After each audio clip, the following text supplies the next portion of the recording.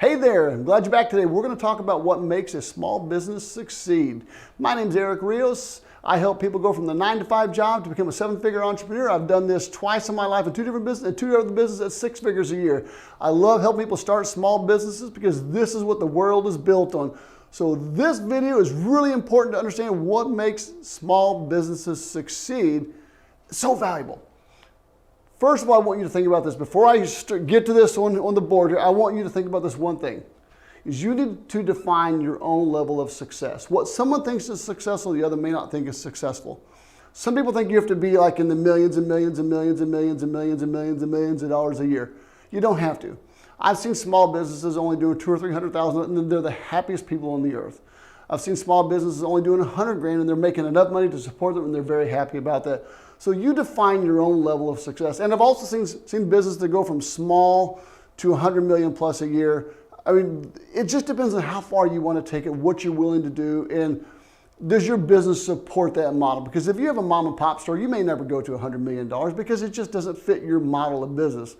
You've just got to decide these things. What level of success do you desire to have, and what does that mean to you? Because that's going to be so important for you to understand that. For me, it was as I love time. I love time. I was able to build businesses to 7 figures a year and plus, and then able to work only 10 hours a week so I could focus on my family and all the other things I wanted to do. But those 10 hours I focused on that business were 10 very important hours every single week. So this is really important that you decide for yourself what your level of success means. Don't try to be like everybody else. Be you. Be what works for you and your family. Because remember, not everybody wants to be here. They're okay with being right here as far as their business goes, because maybe that satisfies their needs, their wants, their desires, or the matter of significance they want to have in their life. That works for them. So don't knock them because they're not here, and they're only here because maybe that's just where they want to be. And that's okay. People all have a different idea of success. So let's get started here, okay? Number one is know your target audience. If you're going to be in business, you need to know who you're going to market your business to. I can't tell you how important this is. If you don't know who you're marketing to, well, it's like just throwing money away. It's like throwing money up in the air, throwing it in the wind, and guess what? Just like that, all your money's gone. I mean, seriously, it can happen that fast if you don't know who you're specifically targeting to generate clientele with. It does not work if you don't know who your target audience is. So it depends on the kind of business you're in. It's going to depend on your audience. You need to look at every part of who your target audience is, of who they are. Is that, let's say you started a service business. You're in a service-based business. You are a plumbing company.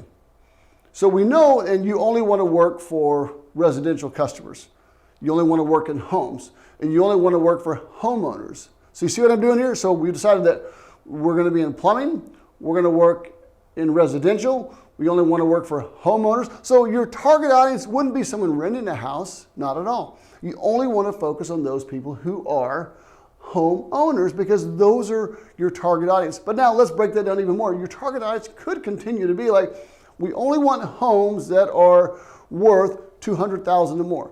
But then you really define it, we only want people who own homes, $200,000 or more, who make an income, a combined family income of $100,000 or more. You see, what I'm doing is I'm really breaking down that target audience because when you start spending money on advertising, you want to know who you're spending the money on advertising to get. Because what you don't want to do is go to the wrong client's house and they don't really want to pay for your services. Because sometimes when you are in the home service industry, is your prices can be really high compared to somebody else's or what they are. And if they're not going to pay your prices, well, maybe that's not who you want to market to. You want to market to those who are going to pay the fees that you need them to pay, because otherwise you've just wasted money on marketing. So write down all the different things that you want from a customer, who you want the customer to be, what do you want them to look like, what do you want them to wear, what do you want them to act like, what do you want them to drive. There's so many factors that you can factor into this. This is important you understand your target audience. That's going to help you with your marketing dollars, because I've spent millions of dollars in advertising of my own money, and I can tell you I've done it the wrong way and I've done it the right way. And I choose to do it the right way because it's a hell of a lot easier when you get it right the first time versus trying to get it all wrong because you just didn't know what you didn't know. Take the time to learn these things because it's going to change your life. Okay, number 2, marketing your business. You know who you're going to market to, but how do you market your business? So there's two kinds that we're going to focus. We're going to focus on, you have paid marketing and advertising, you have, or you're going to have organic. Organic is going to be your website, your SEO, but you're still paying for that website and the SEO management of that website, but it's going to cost you less than what paid advertising would. But if you need a lot of clients, you need a lot of clients fast, well, guess what? Paid advertising is going to, just like that, it's going to be your best source, just like that. But when we think about building a business for the first time, starting a business, we're on a low budget, we don't know what to do, we don't really know where to spend that money correctly, so we're afraid, so we sort of become shy about spending that money. We want to focus on just doing it organically, more like guerrilla marketing. When we can put up, out yard signs, we can put up, go to social media, we can text all our friends. And I have a whole thing on this on a course in one of our online digital courses. But the point is you need to figure out what's going to work for your business, what generates the most clients. Now, I want you to track every single thing that you do. Let's say you have 10 different marketing methods that you're going to use to try to find your clientele, because this is going to be important. You know what your target audience is, but you're going to try 10 different methods, and out of those 10 methods, you're going to have to be able to figure out which one works the very best. And then you're going to have 10 methods of maybe paid advertising as well that you're going to have, and so you have the organic, then you have the paid. You need to know what's working, so how do you do that? Well, you're going to put tracking numbers on those things. You can get a tracking number through like callrail.com, that's who we use. It's really good that you can hear every single phone call that comes into your office, every single phone call that comes through that specific marketing method or that specific advertising method, because that's going to show you, is it working, is it not working? Am I making money, am I not making money? Because if you don't know if it's working, I can assure you this, you're wasting your money. You have to know if it's working, and you have to know is, am I making enough money to cover all these expenses? Now, advertisers will sell you anything under the sun. They don't give a shit about your business. I can assure you that they care about their bottom line dollar just as you care about your bottom line dollar. Don't let them fool you into thinking that, oh yeah, well this is what it's going to be. If you just get 4 leads, it's going to pay for your cost. You're not going to have no more cost and it's going to cover all your expenses. It doesn't work that way. I can assure you that it doesn't work that way at all. Let's say you spent $400 on advertising and each lead costs cost you $100 a piece for each lead. So you had 4 leads, cost you $100 each for each lead. No, leads do cost that much, and they cost a hell of a lot more sometimes too. But we're like 4 leads, $100 a piece. Now we've got the advertiser there telling you, okay, well, you only need 4 clients at $100 a piece. Well, no, that's not the truth, because let's say you had to have your time, your energy, your money, your resources, your phone, your vehicle, your fuel, your insurance, all those different things. So I look at it from like, if my advertising budget is 10%, then I need a lot more leads than 4 leads to cover this $400 cost. Now, if you can turn those things into much higher dollars, it's a hell of a lot easier very fast. So like if you're in like the trades, like plumbing, HVAC, electrical, there's power washing, there's so many different trades you could be in that charge higher tickets for certain things, where a $100 lead doesn't mean crap. You could pay $100 for a customer to get the customer, and then you could have a job that you're able to bill out at $7,000 or $8,000 or $10,000 or even $20,000. So that was a good cost. But in some businesses where you're a smaller based business and your services aren't priced high, you have to be very careful as to how you spend that money and make sure that whatever you're spending money, it's working and you're not spending too much.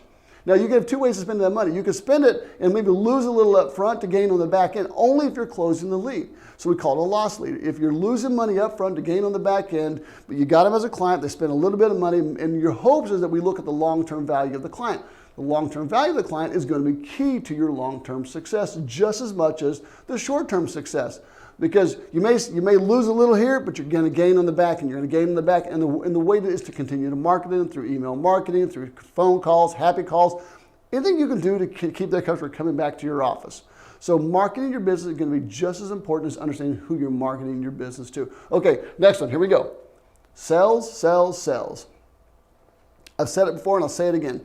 Every business fails for 2 reasons: a lack of money and a lack of sales.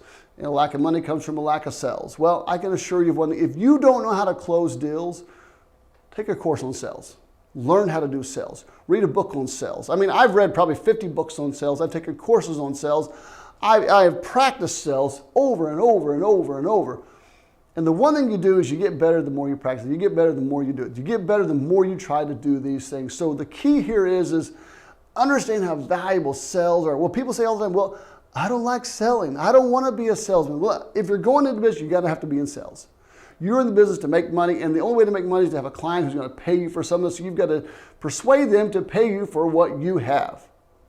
Bottom line. That is sales. You are persuading them to do something. You've been in sales your whole life. You went after that girl, or you went after that guy, or whatever it was. I mean, you had to persuade them that you were the right person for their life. That is sales. Sales is the same way. You're trying to show them that what you have is what they need, and you're the right person to get it from. So don't be afraid to ask for the money. The biggest thing we see in sales is people get scared to ask for money. Let's say it's going to cost them, I'll give you just a quick example. I bid a job for a guy. We were going to charge him $14,000. We had $7,000 in parts. And the guy's like, oh my God, I would never pay that much money. But that was okay. But I was not afraid to ask for that $14,000. That was the point. Then I've had other jobs where we bid out jobs for like $60,000. Like, I'm still going to ask you for the money because that's important. Don't be afraid just because it's a little higher to ask for the money. People pay for high things all the time. They pay for things at high prices all the time. I mean, they do it. It's like it's a no-brainer. Don't be afraid to ask for a higher cost. I always tell people this. I said, look, if you're going to be in sales, you're going to sell something, start here. Start at a high level. Don't ever start down here, because once you set the bar so low, it's always harder to come up. But if you set the bar high and you have high value to give, you have really high products to give, they're so valuable and you know they are, you can drop it down to a tiny bit as a discount, as a promotion or something. But once you set it low, it's so hard to get it where you really want it to be. Anytime someone goes into business, I always say, think about where you want to be in your business, not where you are as you start. Think about, I'm going to have 10 employees. My business is going to be based on this. It's going to have, this person does this person does this, this person does this, and these are going to be all my expenses. Build your cost of doing business around where you think you're going to be in the future, and it's a hell of a lot easier to build that business that way versus trying to start out low and then raise your price and raise your price and raise your price, raise your price, raise your price. Start your pricing out where you need it to be for where you want to be. That's going to be key. But remember, sales is the lifeblood to your business. Sales can relieve all the stress in the world from your business. It can relieve all the stress from your life. But you have to know who your audience is. You have to know how to market to those people, and then you have to know how to close those people in order to sell those whatever product or service you're offering. This is going to be key to your life and to your business. Okay, the next one is money management. This is the big one here. Understand this. People bring in a lot of money all the time in business. Sometimes, let's say they bring in $1 million a year. I've seen people spend every dime that comes into their business. They treat it like, oh my God, I got all this money. Hallelujah, praise the Lord. I mean, whatever you want to say, however you want to put it, but they treat it like it's their little piggy bank, and then they go blow everything, and they don't think about the future. So the whole point of budgeting, and when you go into business, I want you to learn how to budget. Budget is so important. If you don't know how to budget, get you an accountant. They'll help you create a budget.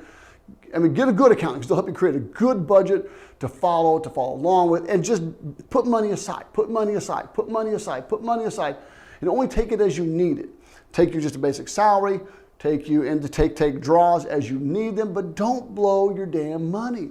This is going to be one of the biggest things. So when we're talking about what makes a small business succeed is don't run out of money. Don't run out of money because it was your fault, because you were just blowing it, you were spending it, you were doing all the things you know you shouldn't have done. It's a waste of your time. It's a waste of your life. All you've done is just thrown away so much good you've worked so hard to accomplish and to do. So don't waste your money by spending on things you didn't have to have. When you're in business, it's so important to remember this. Money needs to be managed. And if you don't manage it, it's going to all go away. Now, great. When it all goes away, it goes back to this, back to sales. Seriously, if you start losing money, you're going to need more sales to cover that loss of money. But don't allow yourself in the position where you're going to start losing money. Manage your money correctly. Have an accountant or a good bookkeeper who helps you manage the weekly budget, the monthly budget, the yearly budget. And I promise you, it's going to make a huge difference in your business's long-term success. So I'm so excited you guys all came to see me today. My name is Eric Rios, and I love to help people leave the 9 to 5, become seven-figure entrepreneurs. If you want help with your own business, you want help starting a business, reach out to me. Send me a text at 314-591-0479. I would love to help you guys get started. I got some great course programs. We'd love to just get you going in the right direction. Remember this, you can never be great unless you start. You got this. Can't wait to see you on the other side.